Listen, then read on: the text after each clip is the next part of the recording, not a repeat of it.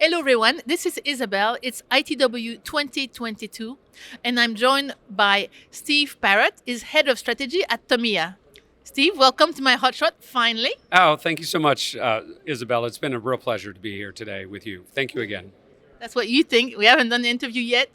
Oh, well, go easy on me then, right? Please, right. Hopefully, you'll ask the great questions, and it'll be a great interview. I'm sure. So, Steve, a lot of the mobile operators are really focusing on growing their lucrative enterprise business, and we've seen that almost in every region. So, how can they better compete with aggregators to grow their piece of the pie of the messaging in the enterprise page?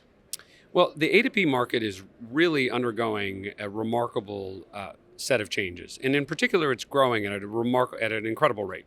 And so, really, it's a chance for MNOs to claim a space that they have really not been able to participate in for a number of years. They've often used aggregators as the third parties to reach their customers or to send messages to their subscribers. And this is an opportunity for them to step in and take a piece of the pie that has been out there and really unrealized for a long time. We look at it as the best part is that there's a lot of different ways for aggregators. There's a lot of different ways for MNOs to participate there. And in particular, that they can claim that relationship with their customers that has to date been separated by the aggregators in order to pull traffic back to them and create the right kind of experience that their enterprise customers are asking for. But why is it so important for them to start, for the mobile operators watching us today, why is it so important for them to start thinking, okay, I need to address that opportunity directly, the enterprise messaging? Why is an aggregator not, the best solution? Well, it's a great question. And let me be the first to say that I think aggregators provide a very good service for very specific parts of the ecosystem and have been critical in the historically around P2P messaging and frankly, the creation of some of this enablement across the networks. The challenge has been that with the rise of A2P and enterprise customers in particular, what's happened is the aggregator has found itself in between the MNO and the enterprise. Now they are the face of the MNO to that enterprise, whether it's the bank or the hyperscaled software companies or the airlines or others that are providing critical services. The MNOs have positioned themselves as the ones to try to sell those capabilities. And what's happened is the aggregator, by setting themselves in between, have really become the one that drives that relationship. And that's something that an MNO really cannot afford to do. Right. If you lose that ability and that relationship with your customer, then traffic and all those relationships that cascade from that are really served by somebody else instead of you as the supplier of the network itself. Okay.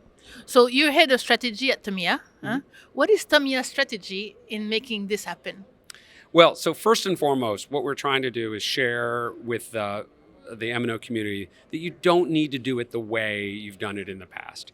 And that meant you don't need to outsource it. You don't need to rely fully on third parties. There are software and solutions, and TOMIA is one of those suppliers, who can go out there and help enable you as an MNO to go and execute your own strategies, generate your own business case, your own ROI, and your own way of executing. Now, there's a balance to be struck. Sometimes it's very complex. Sometimes you want a great deal of control. Each operator, each MNO is different, and we've seen them do it in different ways around the world.